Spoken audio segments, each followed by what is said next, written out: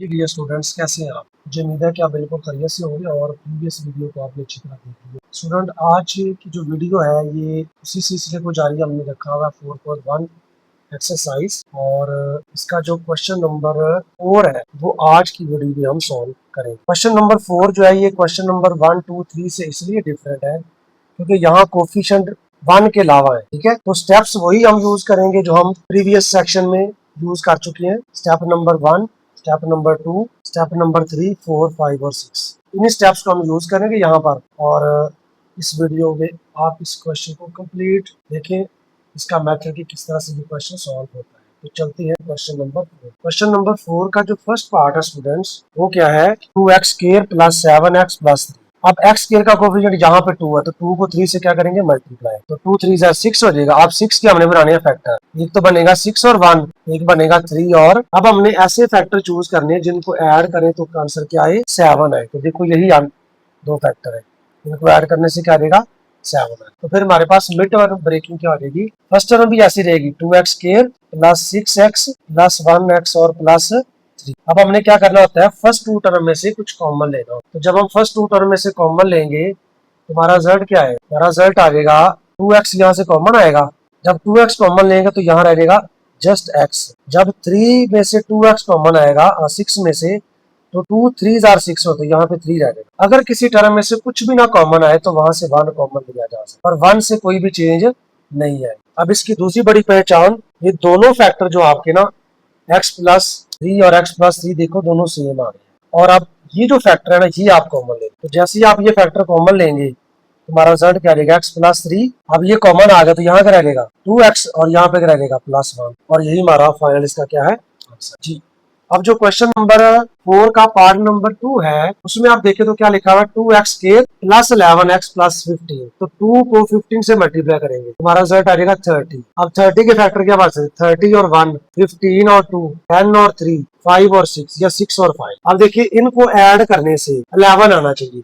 देखो 5 और 6 को ऐड करने से क्या आएगा? 11 आ जाएगा, और यही हमारा फैक्टर होगा 6 और 5। अब हम क्या करेंगे? फर्स्ट टर्म को तो वैसे ही रहने देंगे, तो मिडिल टर्म को ब्रेक करें तो करेगा 2x स्क्वायर प्लस 6x और plus 5x plus 15 as it is. अब फर्स्ट टू टर्म में से क्या कॉमन आएगा? 2x कॉमन आ जाएगा। तो जैसे 2x कॉमन लेगा तो यहाँ जस्ट x रह जाएगा। अब 2 को 6 पे जब डिवाइड करेंगे तो यहाँ 3 रहेगा, और x भी बाहर कॉमन आ, यहाँ से क्या कॉमन आएगा? 5। तो 5 को जब कॉमन लेंगे तो यहाँ जस्ट x रहेगा।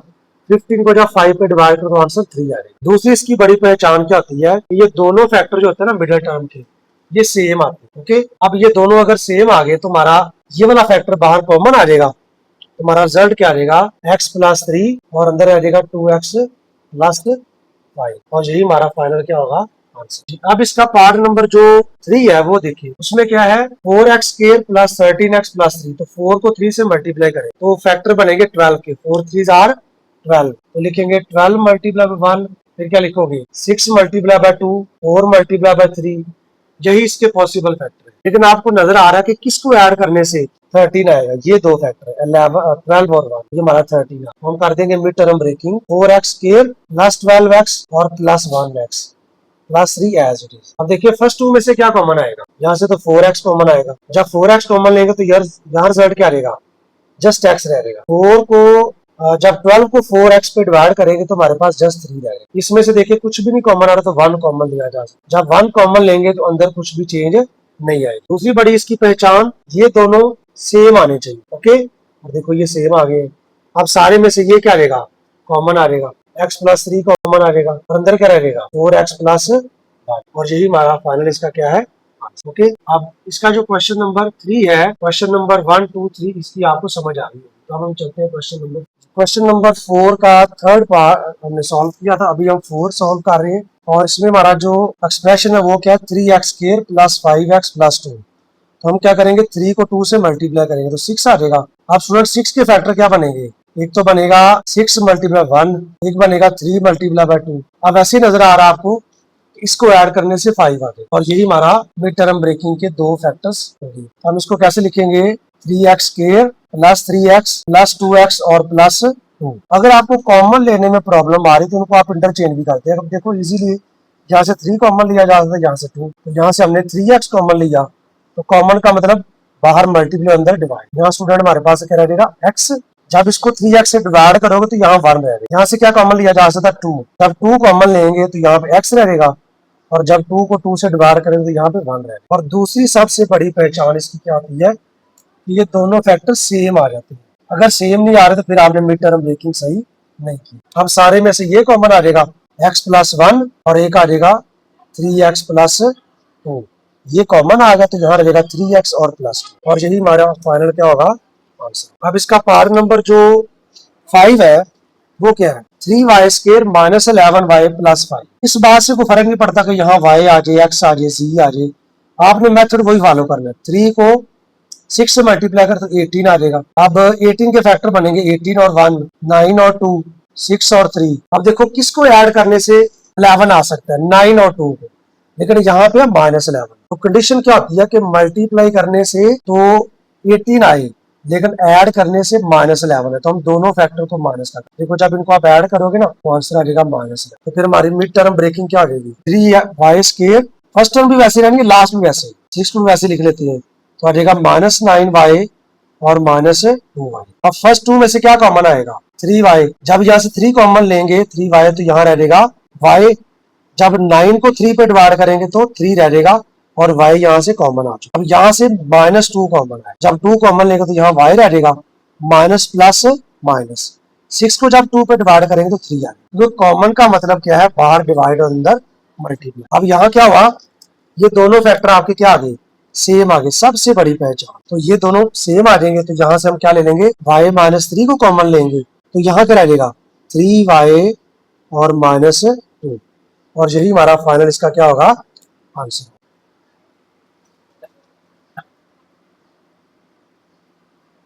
अब इसका पार्ट नंबर 6, इसमें क्या है 2 को 2 से मल्टीप्लाई करें तो क्या रहेगा 4, तो 4 के फैक्टर क्या बनेंगे, एक तो बनेगा 4 और 1, एक बनेगा 2 और 2।